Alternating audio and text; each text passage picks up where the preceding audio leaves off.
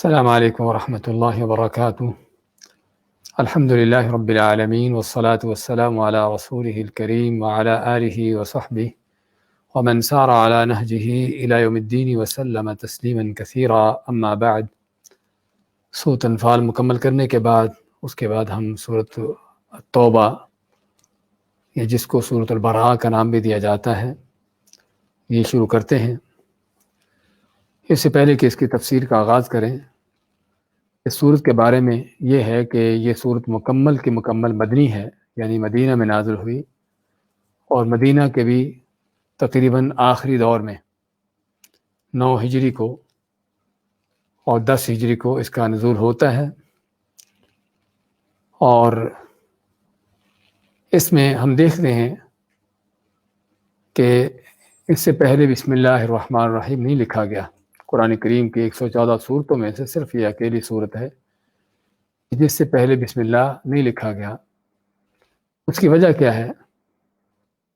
اس کے علماء نے کئی اسباب بیان کیے ہیں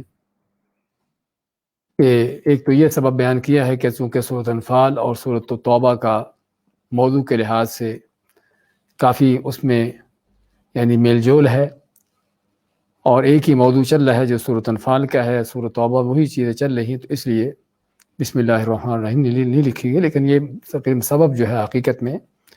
اگر یہ ہو تو کئی صورتیں اس طرح سے ہیں کہ جن کے موضوعات ملتے جلتے ہیں، لیکن اس کے باوجود ان کو الگ الگ صورت کے طور پر بسم اللہ الرحمن الرحیم اس میں لکھا گیا ہے۔ اور دوسرا سبب یہ ذکر کیا جاتا ہے، اور سبب وہ قوی ہے، کہ عربوں کے ہاں یہ معمول تھا کہ جب کوئی کسی کے ساتھ کوئی قتل و قتال کا، جنگ کا کوئی معاملہ کرنا ہوتا یا کوئی معاہدے کا ختم کرنا ہوتا، تو ایسے موقع پر جو ہے کوئی جو معاہدہ لکھا جاتا تو اس پر بسم اللہ الرحمن الرحیم نہیں لکھی جاتی تھی۔ تو چونکہ یہاں پر بھی کافروں کے ساتھ قتل و قتال کا بھی بیان ہو رہا ہے اس صورت میں تو کافی تفصیل سے، اور جو ان کے ساتھ کیے ہوئے معاہدات تھے، اس کی پہلی آیت میں ہی ان معاہدات کو ختم کرنے کا اعلان کیا جاتا ہے، تو اس لیے اس سورت سے پہلے بسم اللہ الرحمن الرحیم نہیں لکھا گیا۔ اور جو سب سے بنیادی وجہ ہم کہیں گے وہ یہی ہے کہ نبی کریم صلی اللہ علیہ وسلم نے اس سورت کے آغاز میں بسم اللہ الرحمن الرحیم نہیں لکھوائی، تو اس لیے صحابہ کرام نے بھی نہیں لکھی۔ ابن عباس رضی اللہ تعالیٰ عنہ کے بارے میں آتا ہے کہ فرماتے ہیں کہ ہم ایک سورت کا دوسری سورت سے فرق بسم اللہ الرحمن الرحیم جانتے تھے، یعنی آپ صلی اللہ علیہ وسلم کسی سورت کے آغاز میں بسم اللہ الرحمن الرحیم لکھواتے تھے تو پتہ چلتا تھا کہ یہ نئی سورت ہے، تو یہ سورت تو الگ ہے لیکن آپ نے اس سے پہلے بسم اللہ نہیں لکھوائی، تو صحابہ کرام نے بھی نہیں لکھی۔ اور صحابہ کرام کا اس سورت سے پہلے بسم اللہ نہ لکھنا حقیقت میں ایک بہت عظیم بات کی طرف اشارہ ہے، اور وہ کیا ہے کہ صحابہ کرام قرآن کریم کی جمع کرنے میں، اس کو لکھنے میں کیا ان کی احتیاط کا پہلو تھا کہ جو چیز نبی کریم علیہ الصلوۃ والسلام نے لکھوائی ہے، جس انداز سے لکھوائی ہے، انہوں نے اسی انداز سے اس کو لکھا ہے، اسی حد تک لکھا ہے، اس میں اپنی طرف سے کوئی کمی زیادتی نہیں کی۔ اور اس میں اس بات میں ان دین کے دشمنوں کا، صحابہ کرام کے دشمنوں کا رد ہے کہ جو صحابہ پر بہتان لگاتے ہیں کہ انہوں نے قرآن کو بگاڑا یا انہوں نے قرآن میں رد و بدل کی، اپنی خواہشات کے مطابق اس میں جو چیز ڈالی، جو چیز نکالی، تو ان بدبختوں کا اس چیز میں بہت بڑا رد ہے کہ اگر صحابہ کرام صرف بسم اللہ الرحمن الرحیم کا یہ جملہ بھی، یہ آیت بھی لکھنے کے لیے تیار نہ ہوئے، اس وجہ سے کیونکہ اللہ کے نبی صلی اللہ علیہ وسلم نے نہیں لکھوائی۔ حالانکہ عقلی طور پر آدمی کہہ سکتا ہے کہ اگر ہر صورت سے پہلے بسم اللہ آ رہی تو یہاں پر بھی آنی چاہیے۔ اگر آپ نے فرض کرو بھول کر نہیں لکھوائی، آدمی فرض کر سکتا ہے کہ ممکن ہے بھول کر نہ لکھوائی ہو، تو عقلی طور پر آدمی کہتا ہے کہ لکھ لینی چاہیے ہم کو، لیکن انہوں نے عین نبی اکرم صلی اللہ علیہ وسلم کے احکام کے مطابق عمل پیرا ہوتے ہوئے کوئی چیز بھی آگے پیچھے نہیں کی، بلکہ جس طرح سے آپ نے حکم دیا تھا، جو لکھوایا تھا، جس حد تک لکھوایا تھا،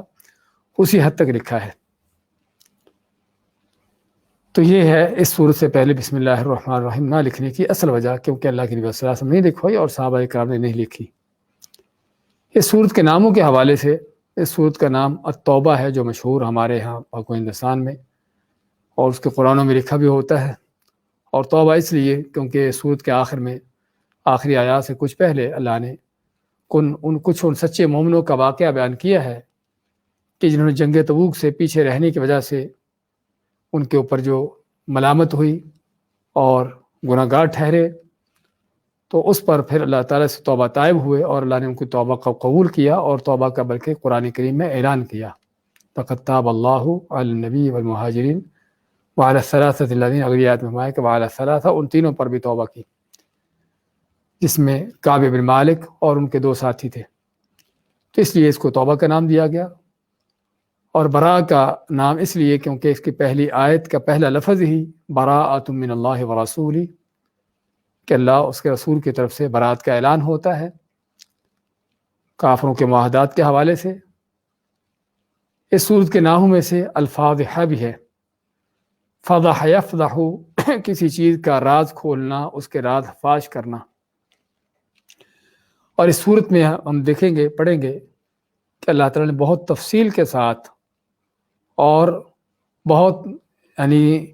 تکرار کے ساتھ جو ہے منافقوں کے رازوں کو فاش کیا ہے۔ بار بار یہ آیت آئے گی وَمِنْهُمْ وَمِنْهُمْ، کہ منافقوں میں سے ایسے ہیں، منافقوں میں سے ایسے ہیں کہ جو یہ کہتے ہیں، جو یہ کرتے ہیں۔ اور واقعی حقیقت میں یہ صورت جو ہے منافقوں کے راز کھولنے میں، ان کے رازوں کو فاش کرنے میں سب سے زیادہ اس کا کردار ہے۔ اور چونکہ مدنی صورت ہے اور مدینہ کا بھی آخری دور ہے کہ جب کہ سوائے مدینہ میں منافقوں کے اور کوئی دین کا دشمن نہ تھا، کافر بھی ختم ہو چکے تھے، کوئی کافر بھی نہ رہا تھا مدینہ میں باقی،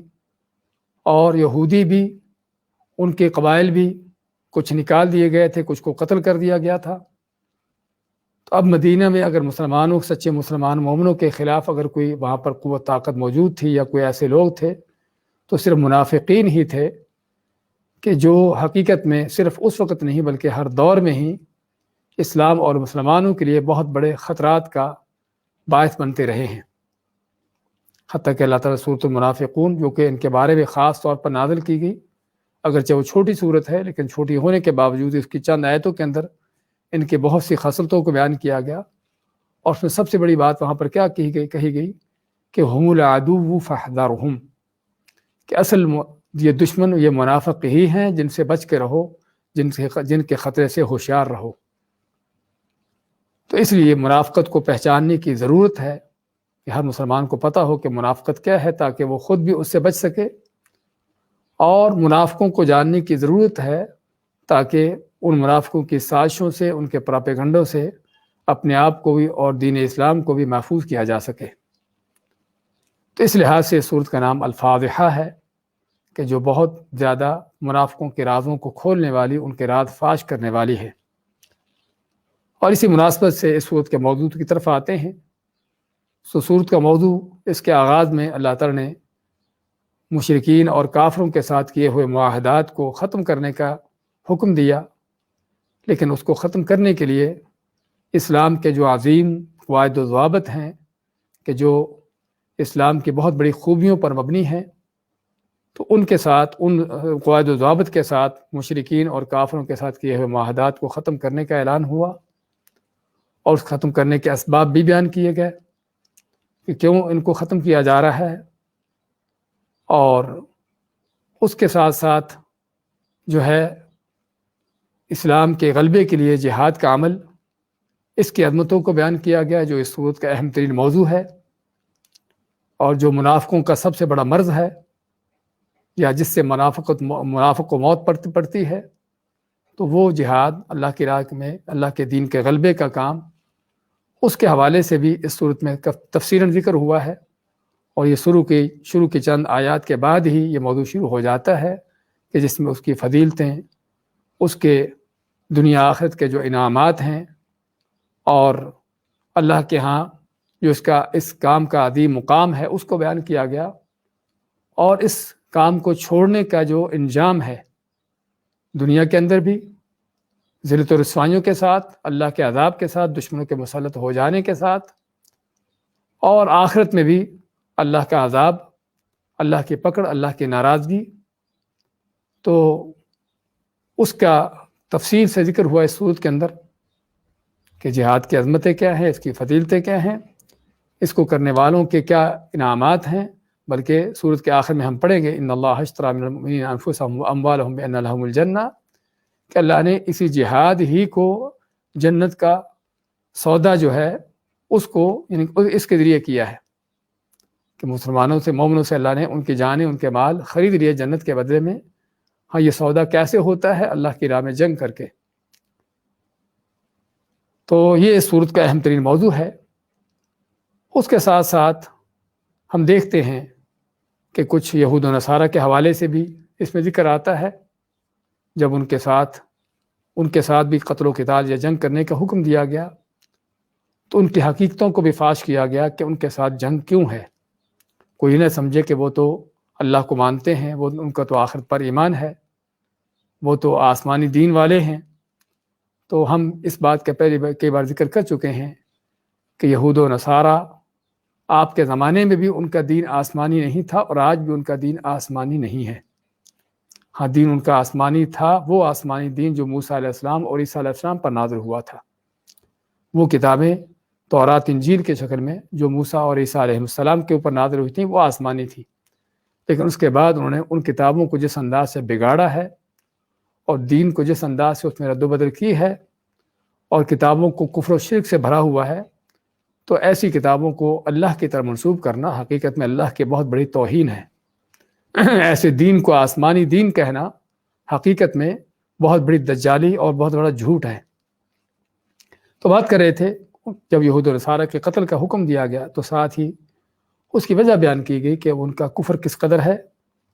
اور کس قدر وہ کھلے کافر ہیں، اور ان کے کفر کی وجوہات کیا ہیں، اس کا بھی بیان ہوا ساتھ ساتھ۔ تو یہ ہیں تقریباً ہم کہہ سکتے کہ جو اس سورت کے اہم ترین موضوعات ہیں کہ جس میں ایک مسلمان کو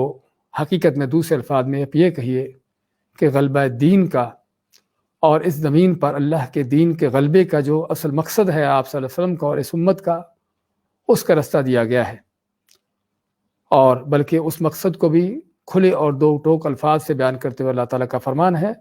هو الذی ارسل رسولہ بالہدی ودین الحق لیظہرہ علی الدین کلہ، کہ وہی اللہ کی ذات ہے کہ جس نے اپنے رسول صلی اللہ علیہ وسلم کو ہدایت اور دین حق دے کر بھیجا تاکہ اس دین کو پورے دنیا کے نظام و دین و مذہبوں پر غالب کر دے۔ تو اس غلبے کا اللہ تعالیٰ نے اس صورت میں رستہ بھی بیان کیا ہے کہ یہ غلبہ کیسے ممکن ہے، اس غلبے کا رستہ کیا ہے۔ تو حقیقت میں بہت عظیم صورت ہے کہ جسے ہر مسلمان مومن کو نہ کہ صرف پڑھنے کی بلکہ پڑھ کر غور و فکر کرنے کی، سمجھنے کی اور اس پر عمل پیرا ہونے کی ضرورت ہے۔ تو آتے ہم اس کی تفسیر کی طرف۔ اعوذ باللہ من الشیطان الرجیم، براءۃ من اللہ ورسولہ الی الذین عاہدتم من المشرکین فسیحوا فی الارض اربعۃ اشہر واعلموا انکم غیر معجز اللہ وان اللہ مخزی الکافرین وأذان من الله ورسوله إلى الناس يوم الحج الأكبر وأذان من الله ورسوله إلى الناس يوم الحج الأكبر أن الله بريء من المشركين ورسوله فإن تبتم فهو خير لكم وإن توليتم فاعلموا أنكم غير معجز الله وبشر الذين كفروا بعذاب أليم إلا الذين عاهدتم من المشركين ثم لم ينقصوكم شيئا ولم يظاهروا عليكم أحدا فأتموا إليهم عهدهم إلى مدتهم ان اللہ یحب المتقین۔ براءۃ من اللہ، براءۃ براءت ہے، براءت کا اعلان ہے، بری ذمہ ہیں اللہ تعالیٰ اور اس کے رسول، یا برات کا اعلان ہے اللہ کی طرف سے اس کے رسول کی طرف سے، الی الذین، ان لوگوں کی طرف، عاہدتم جن سے تم عہد معاہدے کر چکے، من المشرکین مشرکوں میں سے، فسیحوا فی الارض، انہیں کہو کہ چلو تم زمین میں، چلو پھرو زمین میں، اربعۃ اشہر، 4 مہینوں تک، وَاعْلَمُوا، اور جان لو، انکم غیر معجز اللہ، انکم کہ بے شک تم ہو، غیر نہیں، معجزین، معجزی کے معنی عاجز کر سکنے والے، اصل ہے معجزین کہ عاجز کر دینے والے، لیکن مضاف ہونے کی وجہ سے نون کو ختم کر دیا گیا تو معجز اللہ بن گیا، تو تم نہیں ہو عاجز کر سکنے والے اللہ تعالیٰ کو، وَأَنَّ اللَّهَ، اور بے شک اللہ تعالیٰ، مخزی الکافرین، رسوا کرنے والا ہے کافروں کو، وَأَذَانٌ مِّنَ اللَّهِ وَرَسُولِهِ، اور اعلان ہے اللہ کی طرف سے اور اس کے رسول صلی اللہ علیہ وسلم کی طرف سے، الی الناس، لوگوں کو، یوم الحج الاکبر، حج کے بڑے دن میں، ان اللہ بری، کہ بے شک اللہ تعالیٰ بری ہے، من المشرکین، مشرکوں سے، ورسولہ، اور اس کا رسول بھی بری ہے، فإن تبتم، پس اگر تم توبہ طائب ہو جاتے ہو، فہو خیر لکم، تو اس میں تمہاری خیر ہے، وإن تولیتم، اور اگر تم پھرتے ہو، فاعلموا، تو پس جان لو، انکم غیر معجز اللہ، انکم کہ بے شک تم ہو، غیر نہ، معجز اللہ، اللہ کو عاجز کر سکنے والے، وبشر الذین کفروا، اور بشارت دو ان لوگوں کو جنہوں نے کفر کیا، بعذاب علیم، دردناک عذاب کی، الا الذین عاہدتم من المشرکین، سوائے کہ جن مشرکوں سے تم نے عہد معاہدے کیے ہیں، ثم پھر لم ینقصوکم شیئا، اور انہوں نے اپنے عہد میں تم سے کوئی کمی نہیں کی، ثم پھر لم ینقصوکم، نہیں کمی کی انہوں نے تمہارے ساتھ، شیئن کچھ بھی، یعنی ان عہد معاہدوں میں کوئی کمی نہیں کی انہوں نے، ولم یظاہروا علیکم احدا، ولم، اور نہ ہی، یظاہروا، انہوں نے مدد کی، علیکم، تمہارے خلاف، احدا، کسی کی، فاتموا الیہم عہدہم،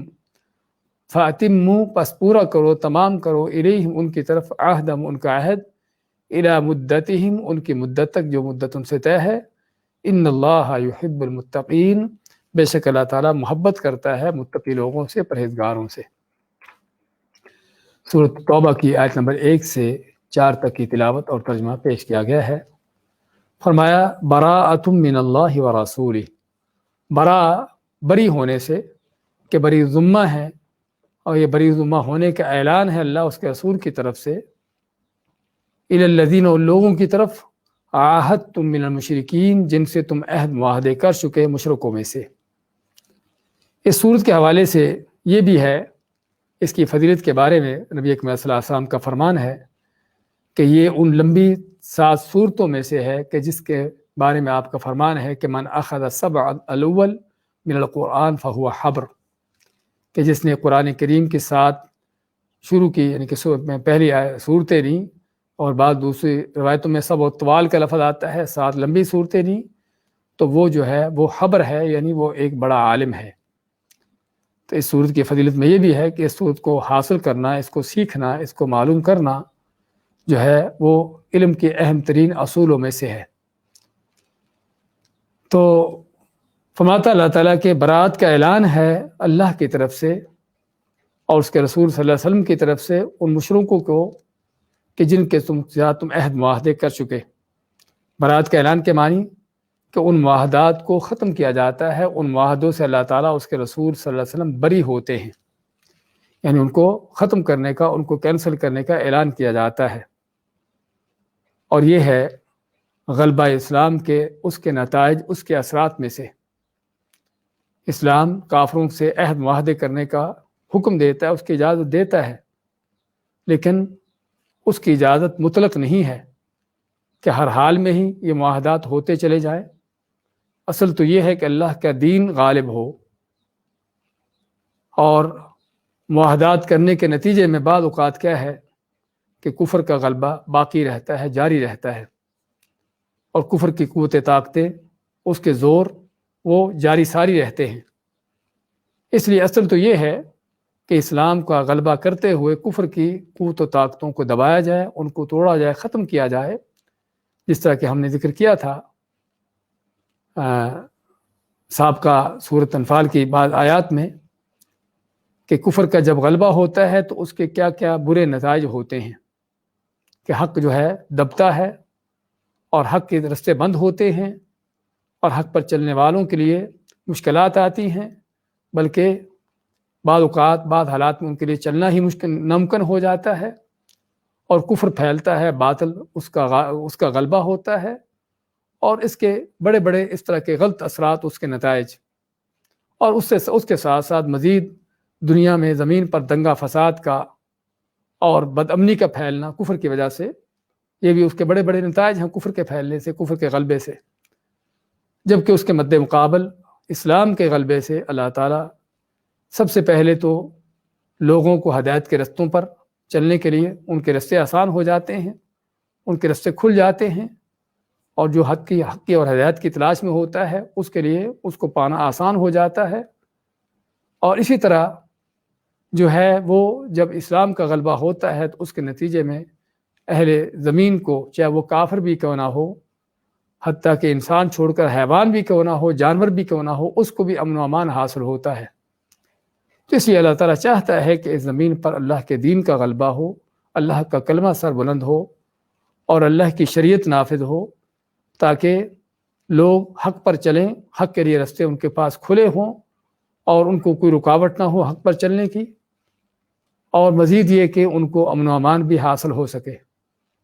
تو بات کر رہے تھے کہ اصل تو یہ ہے کہ اسلام کے غلبے کے لیے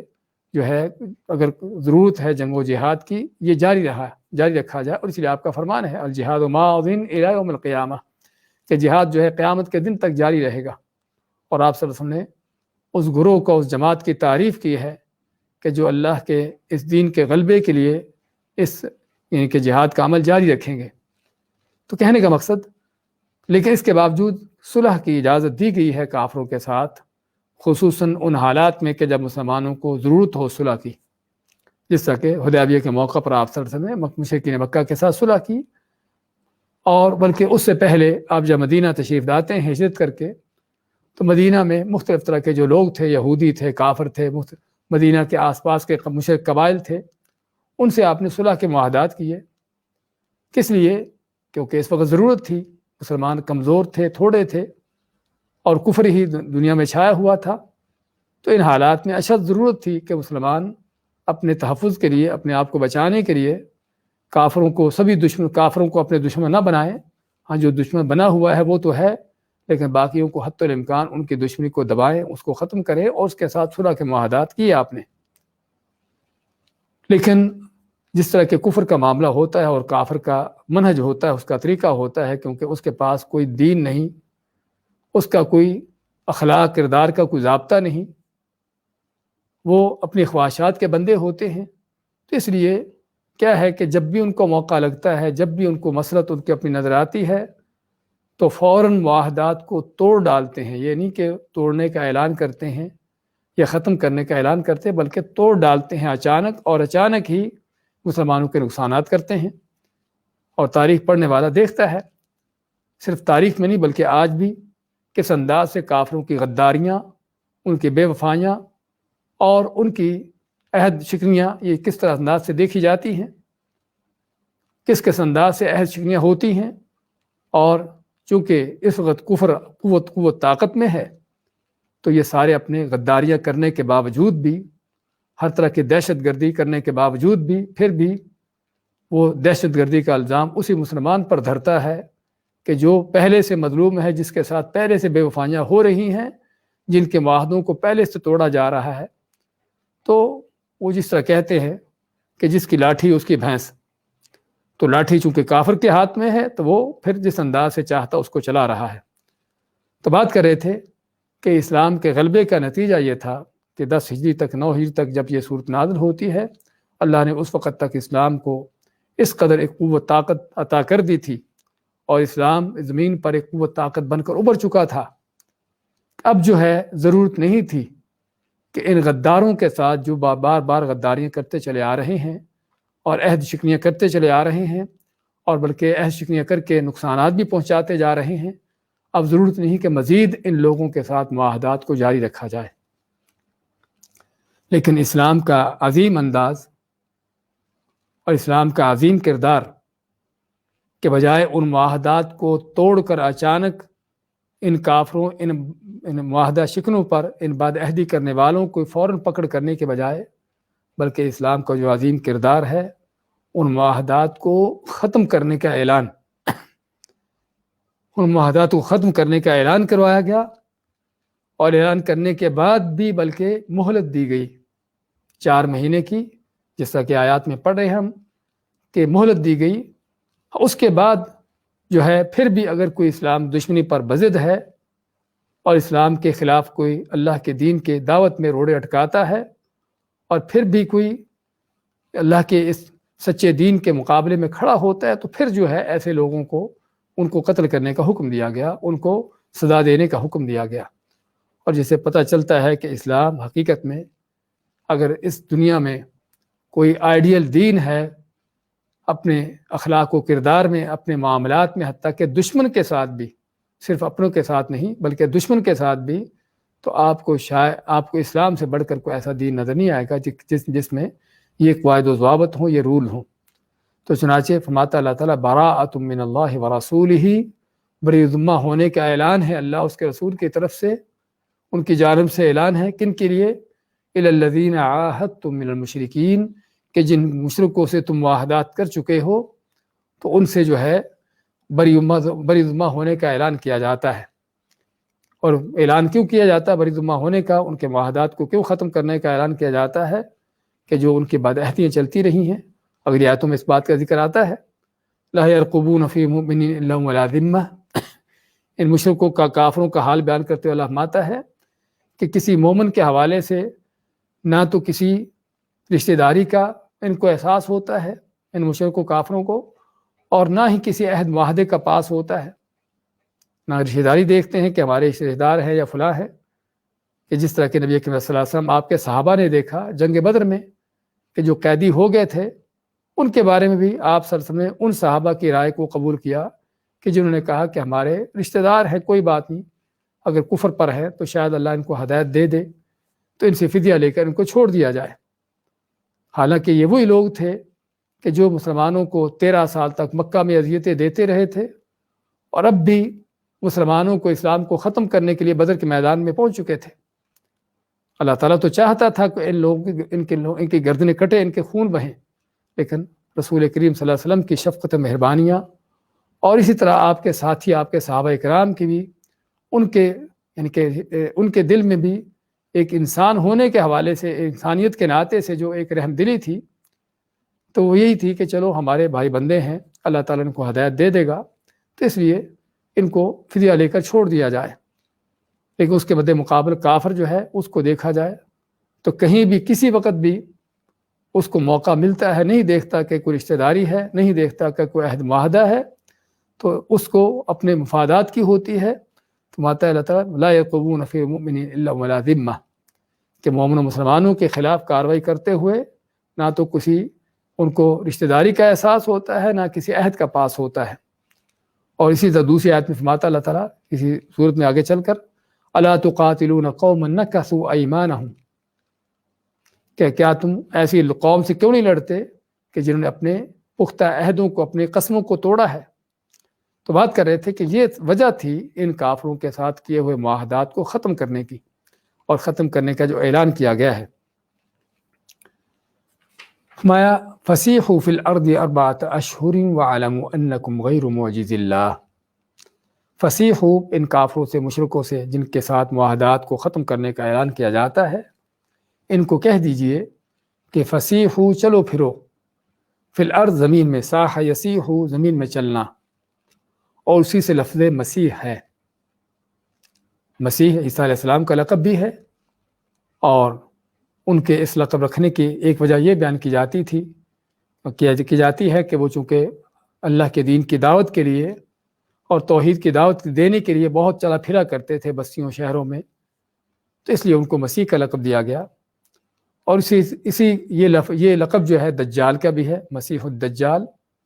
اور اس کو بھی اسی وجہ سے مسیح کا لقب دیا گیا کیونکہ وہ زمین پر جو چلے پھرے گا اور پوری زمین میں اور ہر جگہ پر گھومے پھرے گا سوائے مکہ اور مدینہ کے، کہ جہاں اس کو داخل ہونے کی اجازت نہ ہوگی یا داخل نہ ہو سکے گا۔ تو بات کریں کہ صاح یصیح، اسی سے لفظ فصیح فعل ہے، فعل امر ہے کہ چلو پھرو فی الارض، زمین میں چلنے پھرنے کا معنی کہ تم کو اجازت ہے، ابھی تم پر کوئی قتل و قتال تم سے نہیں کیا جاتا اور تم پر کوئی پابندی نہیں ہے۔ کب تک؟ 4 اشہر، 4 مہینوں تک۔ تو 4 مہینوں تک یہ ان کو اجازت کس چیز کی دی گئی؟ معاہدات ختم کرنے کے باوجود، معاہدات کو ختم یعنی کہ اس کو فسخ کرنے کے باوجود بھی ان کو 4 ماہ کی مدت دی جاتی ہے کہ 4 ماہ تک مزید سوچ بچار کر لیں، کیا وہ اسلام کے ساتھ چلنا چاہتے ہیں، مسلمان ہونا چاہتے ہیں، تو ان کے لیے دروازے کھلے ہیں اسلام کے۔ اور اگر وہ اپنی دشمنی پر، اپنی بدعہدیوں پر جو ان کی چل رہی تھی پہلے، اسی پر چلنا چاہتے ہیں، اسی پر بضد ہیں، تو پھر 4 مہینے کے بعد ان کا علاج ہوگا، ان کے ساتھ پھر دو ہاتھ یا دو ٹوک طریقے سے ان کے ساتھ معاملہ کیا جائے گا۔ لیکن 4 مہینوں تک ان کو مہلت دی گئی، اور واقعی یہ بھی اسلام کی عین یعنی کہ شفقتوں کا، مہربانیوں کا اور اسلام کے بہت بڑی خوبیوں کا ایک انداز ہے کہ حتیٰ کہ دشمن کے ساتھ بھی، ان بد عہد و بد شکنوں کے ساتھ بھی اس طرح کا معاملہ کیا جا رہا ہے کہ نہ کہ صرف معاہدہ ختم کرنے کے لیے اعلان کیا گیا، بلکہ اس کے ساتھ ساتھ 4 مہینے کی مدت بھی دی گئی کہ ان کو سوچ بچار کا موقع دیا جائے، اور ساتھ یہ بھی تنبیہ کر دی گئی وَاعْلَمُوا أَنَّكُمْ غَيْرُ مُعْجِزِ اللَّهِ، ہاں یہ جان لو کہ 4 ماہ کی مدت جو تم کو دی جاتی ہے، یہ نہیں کہ 4 ماہ کے بعد تمہاری بات بڑی قوت طاقت ہوگی کہ تم اللہ کو ہرا سکو گے، اللہ کے فوج و لشکروں کو، اللہ کے دین کو شکست دے سکو گے، جس طرح تم اب تک اللہ کے دین کو نہیں گرا سکے۔ پہلے دن سے تمہاری جو کوششیں چل رہی ہیں، جس دن سے نبی کریم صلی اللہ علیہ وسلم نے کوہ صفا پر چڑھ کر اعلان کیا ہے توحید کا، اس وقت سے لے کر تمہاری سازشیں، تمہاری کوششیں، تمہارے پراپیگنڈے، تمہاری ہر طرح کی چالیں جاری ہیں، اور آج تک تم اللہ کے دین کو نہیں گرا سکے ان 11-12 سالوں کے اندر، تو آئندہ بھی اللہ کا دین تم اس کو مغلوب نہیں کر سکتے۔ وَاعْلَمُوا، جان لو، اس بات کو نوٹ کر لو، انکم، کہ بے شک تم غیر نہیں ہو معجز اللہ، جس طرح ذکر کیا کہ اصل معجزین ہے تو یعنی عاجز کر سکنے والے، تو اس کا نون جو ہے مضاف ہونے کی وجہ سے گرا دیا گیا، معجز اللہ، کہ تم اللہ کو عاجز نہیں کر سکنے والے۔ اور اللہ کو عاجز کرنے کا معنی کہ اللہ کے دین کو مغلوب کر دینا، اللہ کے دین کو دبا دینا، اللہ کے دین پر چلنے والوں کے اوپر تمہارا قبضہ ہو جانا، تمہارا غلبہ ہو جانا، اگر پہلے نہیں ہوا تو اب بھی نہیں ہوگا۔ اور اللہ تعالیٰ نے اس چیز کو براہ راست اپنی طرف منسوب کیا ہے، اس بات کا کافر کو احساس دلاتے ہوئے کہ تمہاری جنگ کس کے خلاف ہے؟ تمہاری جنگ کسی مسلمان کے خلاف نہیں ہے، صرف نبی کریم صلی اللہ علیہ وسلم کے خلاف نہیں ہے، بلکہ جب تم اللہ کے سچے دین توحید کے خلاف جنگ لڑ رہے ہو تو تمہاری یہ جنگ اللہ کے خلاف ہے۔ اور حقیقت میں بہت بڑی بات ہے جسے کافر کو بھی جاننے کی ضرورت ہے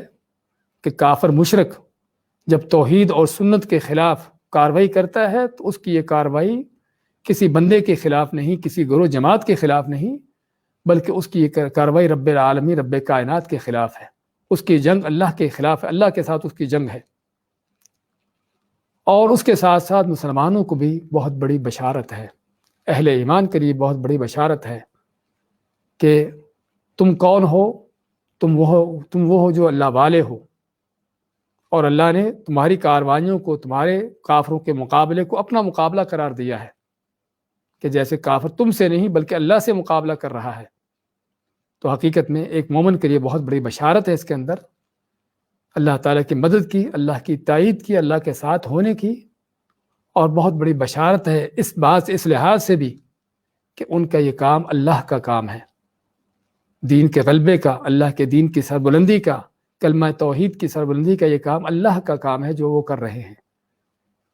تو حقیقت میں یہ لفظ جو ہے غیر معجز اللہ سمجھنے کی ضرورت ہے، وہاں کہ جان لو کہ تم اللہ کو عاجز نہیں کر سکنے والے، کہ اللہ کو یعنی کہ اللہ کے دین کو مغلوب کر دو، اس کے اوپر چھا جاؤ، اس کو دبا دو یا اللہ کا دین مٹا دو، ایسا نہیں ہوگا۔ وَأَنَّ اللَّهَ مُخْزِي الْكَافِرِينَ، اور یہ بھی جان لو کہ بے شک اللہ تعالیٰ ضرور رسوا کرنے والا، مخزی خزی سے کہ جس کی معنی ذلت رسوائی، کہ اللہ تعالیٰ ضرور رسوا کرنے والا ہے کافروں کو، کہ تمہارا ٹھکانہ، تمہارا انجام جو ہے وہ ذلت رسوائی ہے، نہ غلبہ ہے، نہ نصرت ہے، نہ کوئی فتح ہے،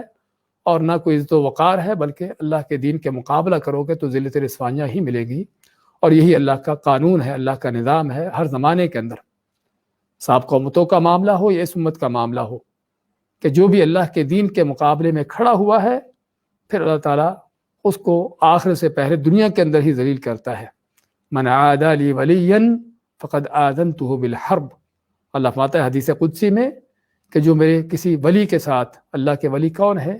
کہ جو توحید اور سنت پر چلنے والے، منہ پر راکھ ملنے والے نہیں، چمٹے بجانے والے نہیں، شرک بدعات کفر سے لتھڑے ہوئے نہیں، جہالتوں میں ڈوبے ہوئے نہیں، وہ بیچارے کہ جو عقل سے ان کے بالا تر ہیں، عقل سے خالی ہیں، بیچارے کو مجنون پاگل وہ نہیں، بلکہ اللہ کے ولی کہ جو جس قدر اللہ کی توحید پر مضبوط ہے، جس قدر نبی کریم صلی اللہ علیہ وسلم کی سنت پر راسخ ہو کر چلتا ہے، وہ اللہ کا ولی ہے، چاہے وہ کسی بھی قوم نسل سے ہو، کسی بھی رنگ کا ہو، اور کوئی بھی اس کا یعنی کہ اس کا جاب ہو، کسی طرح کا وہ اپنی روزی حلال روزی کمانے کے لیے کام کرتا ہو، چاہے وہ خاک روب بھی کیوں نہ ہو، لیکن اس توحید و سنت پر چلنے والا ہو، یہ اللہ کا ولی ہے۔ تو بات کر رہے تھے کہ اللہ تعالیٰ کا اعلان ہے کہ جو میرے ولیوں کے ساتھ، میرے دوستوں کے ساتھ، میرے دین توحید سنت پر چلنے والوں کے ساتھ دشمنی کرتا ہے، اللہ مانتا ہے کہ میں اس کے خلاف اعلان جنگ کر دیتا ہوں۔ تو یہاں پر اس جملے کے اندر کہ کافروں کو تنبیہ کہ تم نہ تو اللہ کے دین کو ہرا سکتے ہو، نہ اللہ والوں کو مغلوب کر سکتے ہو، اور اللہ تعالیٰ تم کو رسوا کر کے رہے گا، اور جو بھی اللہ کے دین کے مقابلے میں کھڑا ہوتا ہے اس کے لیے ذلت رسوائیاں ہی مقدر ہوتی ہیں۔ وَأَذَانٌ مِّنَ اللَّهِ وَرَسُولِهِ، ہاں جو اعلان کیا گیا تھا معاہدات کو ختم کرنے کا، وہ کیا ہے؟ وہ یہاں پر ہے وَأَذَانٌ مِّنَ اللَّهِ وَرَسُولِهِ، اور اعلان ہے اللہ کی طرف سے، اس کے رسول صلی اللہ علیہ وسلم کی طرف سے، إِلَى النَّاسِ، تمام لوگوں کی طرف، یوم الحج الاکبر، حج کے بڑے دن میں، ان اللہ بریء من المشرکین ورسولہ، کہ بے شک اللہ تعالیٰ بری ہے مشرکوں سے اور اس کا رسول بھی بری ہے۔ تو یہ اعلان جو حج کے بڑے دن میں کیا گیا، کب کیا گیا؟ یہ 9 ذو الحج کو، آپ صلی اللہ علیہ وسلم کی ہجرت کا جو 9واں سال ہے، یعنی کہ ہجرت کے 9ویں سال، ہجرت کے 9ویں سال، اور ذو الحجہ کا 10 تاریخ تھی یوم النحر، یعنی ذو الحجہ کی 10 تاریخ یوم النحر جس کو بولتے ہیں، اور ہجرت کا 9واں سال۔ اور حج جو ہے کیا اس سال فرض ہوتا ہے یا اس سے پہلے سال فرض ہوتا ہے؟ بعض علماء کے نزدیک حج جو ہے 8 ہجری کو فرض ہو جاتا ہے، کہ جس سال مکہ فتح ہوا ہے اسی سال حج فرض ہو جاتا ہے، لیکن اس سال آپ صلی اللہ علیہ وسلم نے لوگوں کو حج کرنے کے لیے کوئی پابندی نہیں لگائی، چھوڑ دیا، اور اس سال مشرکوں نے بھی حج کیا، یعنی کہ مسلمانوں نے بھی حج کیا، کوئی اس میں کسی طرح کا کوئی پابندی نہ تھی، کوئی اعلان نہ کیا گیا، اور اس میں آپ صلی اللہ علیہ وسلم نے کوئی امیر بھی مقرر نہ کیا جس طرح کہا جاتا ہے۔ پھر اس کے بعد 9 ہجری کو، ہجرت کے 9ویں سال، رسول کریم صلی اللہ علیہ وسلم نے حج کا قافلہ بھیجا، اور جس پر ابوبکر صدیق رضی اللہ عنہ کو ان کو امیر مقرر کیا، حج کا امیر بنایا ان کو، اور جب ان کو روانہ کر دیا اور وہ چل پڑے، مدینہ سے نکل پڑے، اس کے بعد یہ آیتیں نازل ہوتی ہیں سورۃ توبہ کی،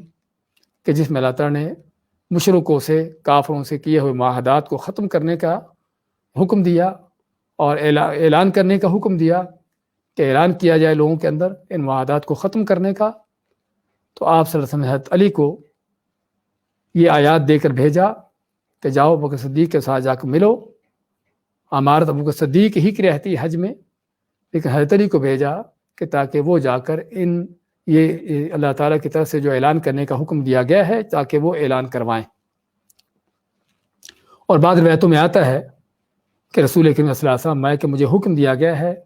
کہ اعلان آپ خود کرو یا آپ کے خاندان کا کوئی آدمی کرے، تو اس لیے آپ صلی اللہ علیہ وسلم نے حضرت علی کو بھیجا کہ وہ جا کر اس چیز کا اعلان کروائیں۔ اور اسی لیے حضرت ابو ہریرہ فرماتے ہیں کہ ذوالحجہ کی 10 تاریخ کو جو یوم النحر ہے، عید کا دن ہوتا ہے، قربانی کا دن، اس دن فرماتے ہیں کہ ہم مینا میں تھے تو میں بھی ان لوگوں کے ساتھ تھا کہ جنہیں ابوبکر صدیق نے بھیجا یہ اعلان کرنے کے لیے۔ یعنی حضرت علی نے آپ صلی اللہ علیہ وسلم کا لا کے پیغام سنایا ابوبکر صدیق کو، اور وہ ساتھ رہے اس اعلان کو کرنے میں، لیکن چونکہ امارت اس حج کی ابوبکر صدیق ہی کی تھی، تو اس لیے ابو ہریرہ فرماتے ہیں رضی اللہ تعالیٰ عنہ کہ میں ان لوگوں کے ساتھ تھا کہ جو ابوبکر صدیق نے جن کو بھیجا 10 تاریخ کو قربانی کے دن، 10 ذوالحجہ کو، یوم النحر کو، کہ مینا میں مختلف جگہوں پر لوگ جہاں پر بیٹھے ہوئے تھے، جہاں جہاں لوگ رہتے تھے مینا میں، ان کے خیموں میں جا کر اعلان کروں کہ جو اللہ نے حکم دیا تھا۔ تو چنانچہ اعلان کیا ہوتا ہے اس آیت میں؟ تو صرف اللہ تعالیٰ کا یہ فرمان ہے کہ ان اللہ بری من المشرکین ورسول، کہ اللہ تعالیٰ اور اس کا رسول مشرکوں سے بری ہیں۔ لیکن احادیث میں ہم دیکھتے ہیں کہ اس اعلان میں اور بھی تفصیلات تھیں، کہ وہاں پر 3 بڑی چیزوں کا اعلان کیا جاتا ہے۔ ایک تو یہ کہ آج کے بعد، اس سال کے بعد کوئی مشرک حج نہ کرے، بلکہ اسی صورت میں ہم آگے چل کر پڑھیں گے کہ اللہ تعالیٰ نے مشرکوں کا ویسے ہی بیت اللہ میں حرم کے حدود میں داخلہ ہی بند کر دیا۔ یا ایھا الذین آمنوا انما المشرکون نجس فلا یقربوا المسجد الحرام بعد عامهم ھذا، کہ اللہ نے فرمایا کہ اے مومنو، اے مسلمانوں، کافر جو ہے نجس ہے، ناپاک ہے، مشرک، تو آج کے اس سال کے بعد جو ہے کوئی مشرک مسجد حرام کے قریب نہ پھٹکے۔ تو مشرکوں کا داخلہ ہی حرم میں بند کر دیا گیا، چاہے کہ وہ حج کریں۔ اور یہی وجہ تھی رسول کریم صلی اللہ علیہ وسلم کی اس سال حج نہ کرنے کی، کیونکہ اس میں مشرک بھی تھے حج کرنے والے، اور ایک تو اس چیز کا اعلان ہوا کہ اس سال کے بعد کوئی مشرک حج نہیں کرے گا، بلکہ مشرکوں کا مکہ میں داخلہ ہی بند کر دیا گیا۔ اور دوسرا اعلان کیا تھا کہ کوئی برہنہ ہو کر بیت اللہ کا طواف نہ کرے۔ مشرکوں کا جاہلیت میں جو ان کی قباحتیں تھیں، ان کے جو گرے ہوئے اخلاق و کردار تھے، اس میں ایک یہ بھی تھا، اور جو شیطان نے بلکہ ان کو جو پٹیاں پڑھائی ہوئی تھیں، اس میں یہ تھا کہ جو حج کرنے، عمرہ کرنے آتا، مشرک مرد ہو یا ہوتا یا عورت ہوتی، تو وہ برہنہ ہو کر طواف کرتے۔ کس لیے؟ شیطان کا جو ان کو سکھایا وہ فلسفہ تھا، وہ یہ تھا کہ یہ کپڑے جن میں تم اللہ تعالیٰ کی نافرمانیاں کرتے رہے ہو، گناہ کرتے رہے ہو، یہ اس قابل نہیں ہے کہ تم ان کپڑوں میں ہی طواف کرو بیت اللہ کا۔ بیت اللہ مقدس جگہ ہے، تو اس مقدس جگہ کا طواف ان کپڑوں کے اندر تمہارا کرنا یہ صحیح نہیں ہے۔ ہاں، یہ ان کو پٹی پڑھا دی کہ ان کپڑوں کے اندر بیت اللہ کا طواف نہیں کرنا، لیکن خود جو شرک کی، گناہوں کی، برائیوں کی اور ہر طرح کی قباحتوں کی، غلاظتوں سے لسڑا ہوا ان کا جسم تھا، وہ جسم اس جسم کے ساتھ طواف کر رہے ہیں۔ تو یہ ہے شیطان کی سکھائی ہوئی فلسفے کہ جس میں انسان دنگ رہتا ہے کہ انسان کیسے کیسے شیطان کے ان فلسفوں کو اپناتا، اس پر چلتا ہے، نہیں سوچتا کہ کپڑے تو اتار دیے، لیکن جس جسم کے ساتھ یہ گناہ برائیاں کی ہیں وہ جسم تو ساتھ ہے، اس جسم کے ساتھ بیت اللہ کا طواف کرنا۔ خیر، یہ ان کا فلسفہ تھا، تو چنانچہ وہ بیت اللہ کا برہنہ ہو کر طواف کرتے، اور یہ بھی کوئی شک نہیں کہ بہت بڑی بے حیائی اور بہت بڑی قباحت ہے کہ اللہ کے گھر میں اس انداز سے بے حیائی کا انداز ہو۔ تو نبی اکرم صلی اللہ علیہ وسلم نے دوسرا جس چیز کا اعلان کروایا کہ اس سال کے بعد، یعنی اب کے بعد، کوئی بیت اللہ کا طواف جو ہے برہنہ ہو کر نہیں کرے گا۔ اور تیسرا اعلان کیا یہ کروایا کہ جنت میں صرف وہی داخل ہوگا کہ جو سچا مومن ہوگا، توحید ایمان پر ہوگا، تاکہ لوگوں کے مختلف طرح کے جو ان کی غلط فہمیاں تھی دور ہو جائیں۔ مکہ کے مشرک قریش سمجھتے تھے کہ اگر کوئی اللہ کے دین پر ہے تو ہم ہیں، کوئی جنت کا ٹھیکیدار ہوگا۔ پہلی بات ان کا آخرت پر ایمان نہیں تھا، تو اگر کوئی آخرت ہے بھی تو ہمارے لیے ہوگی، جنت ہمارے لیے ہوگی، جس طرح کہ ان کا دعویٰ تھا۔ اور اسی طرح بعد دوسرے بھی مختلف طرح کے جو مذاہب پائے جاتے تھے، یہودی ہو، نصرانی ہو، یا دوسرے مختلف طرح کے دین، کہ جو سمجھتے تھے کہ ہم ہیں جو حق پر ہیں اور ہم اللہ کے دین پر ہیں اور جنت ہمارے لیے ہوگی۔ تو آپ صلی اللہ علیہ وسلم نے اس بات کا بھی اعلان کروایا اس بھرے مجمع کے اندر، جو آپ کے زمانے میں سب سے بڑا اجتماع تھا لوگوں کا، کہ جو ہے یعنی کہ جنت میں صرف وہی داخل ہوگا جو سچا مومن ہوگا، جو توحید پر ہوگا۔ شرک کرنے والا، چاہے وہ کوئی قریشی ہو، چاہے کوئی ہاشمی ہو، چاہے کوئی یہودیوں کا بڑا سردار ہو، چاہے تورات کا کوئی بڑا عالم ہو، چاہے انجیل کا کوئی حافظ ہو، کوئی شرک کرنے والا جو بھی شرک کرے گا اس کے لیے ان سبھی کے لیے کیا ہے وہ جنت میں داخلہ منع ہے۔ اور یہ اعلان صرف آپ کے زمانے کے مشرکوں کے لیے نہیں ہے، یہ اعلان قیامت تک کے لیے ہے۔ یہ اعلان قیامت تک کے لیے ہے کہ جنت میں صرف وہی داخل ہوگا جو سچا مومن ہے، خالص سچے عقیدے والا ہے، چاہے وہ اسلام کے دعوے دار کیوں نہ ہو، وہ کئی کلمے کیوں نہ پڑھتا ہو،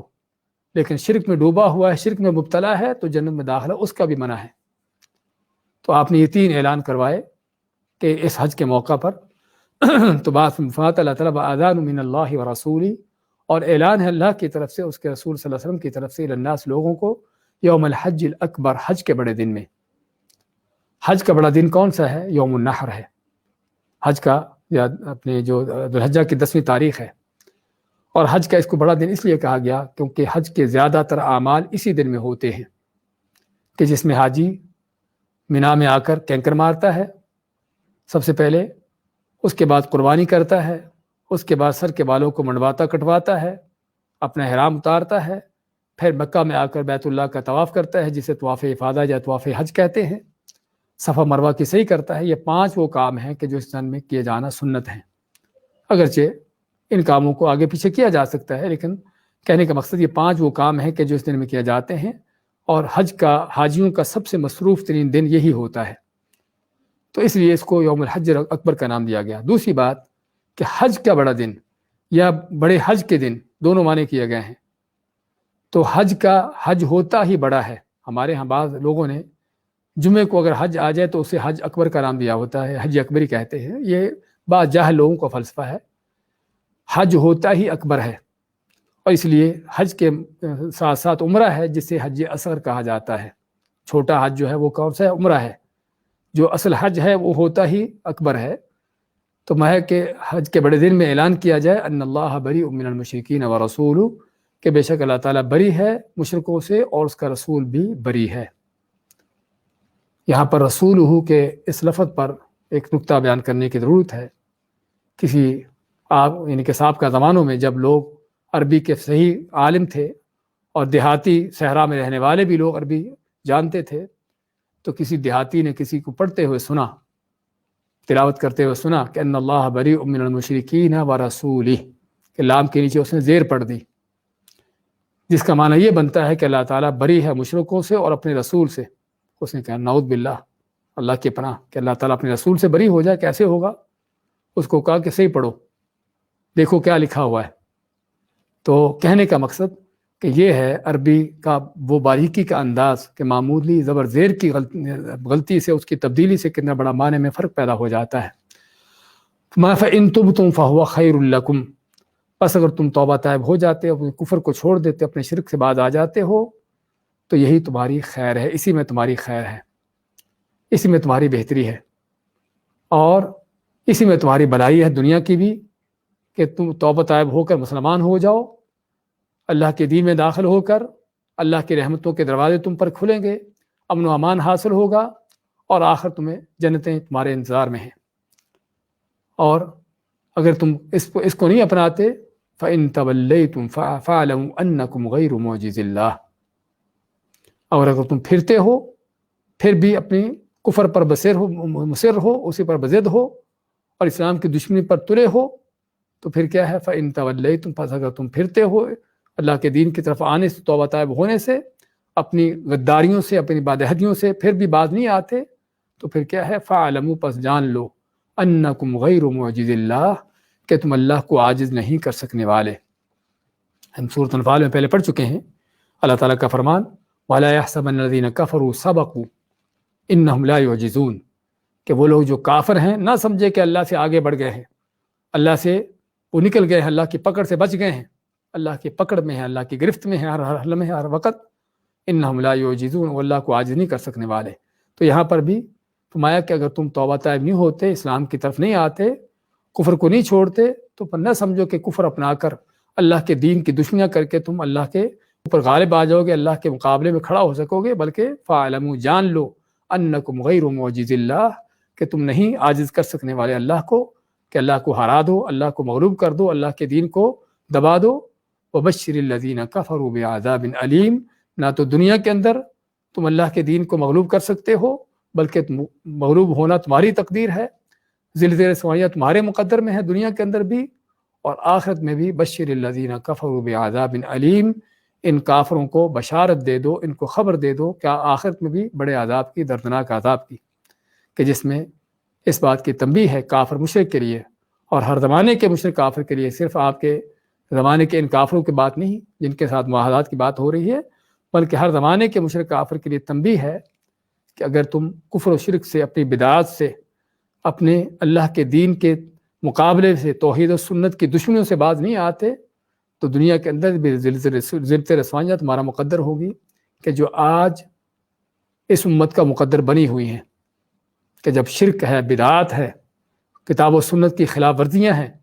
بلکہ کتاب و سنت کے خلاف جنگ ہے، توحید و سنت کے خلاف مار کا آرائی ہے. کن کی؟ کافروں کی. تو جو ہے وہ ہے اسلام کے دعوے داروں کی. تو اسلام کے دعوے دار کن ذلتوں میں ہیں، کس طرح سے جوتے کھا رہے ہیں اور کس انداز سے دنیا کے اندر ذلیل و خوار ہو رہے ہیں.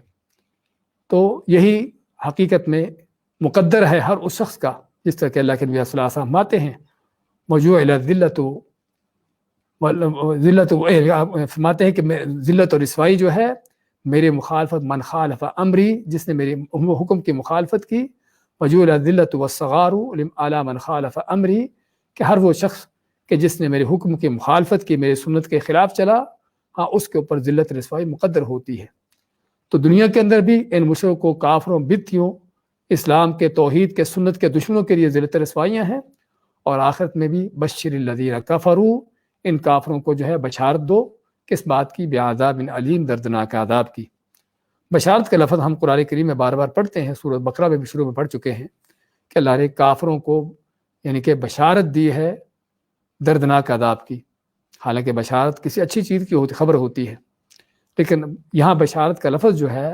وہ اصطلاحی معنی نہیں جو ہمارے ہاں کسی اچھی بات کے لیے استعمال ہوتا ہے. یہاں بشارت کا لفظ لغوی معنی میں ہے. عربی میں بشر کا لفظ جو ہے، بشر کا لفظ جو ہے استعمال ہوتا ہے